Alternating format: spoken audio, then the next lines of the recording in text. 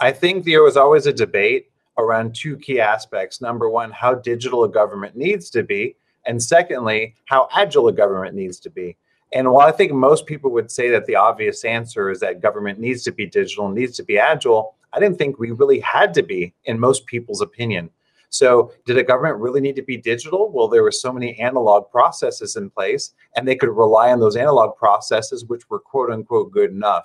Did a government really need to be agile? If something took a week versus taking 3 weeks versus taking 6 weeks, I think a lot of governments and a lot of constituents simply expected government to take a long time anyway. I think this crisis has made it very clear how important it is to be digital and how important it is to be agile. So, first of all, on the digital side, it's extremely important because with something like COVID-19, analog can't even happen.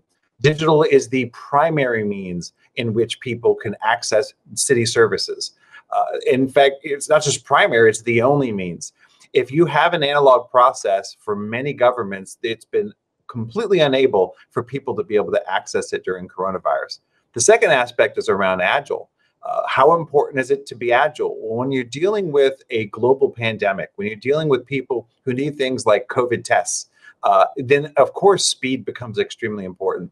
At the city of LA, we had a situation where on a Friday, my IT staff were being asked to put together an app so that we could do COVID testing for up to 4 million Angelinos, and they needed it by Sunday for our mayor's press release. So as you can imagine, agility is an extremely important conversation. I can't say, give us 6 weeks and we'll be ready to start testing people for a life-threatening disease. So both those aspects, I think, have become quite clearly important, and it's stressed the point for COVID. And honestly, it's always been, I think, an important fact, only highlighted by this recent crisis.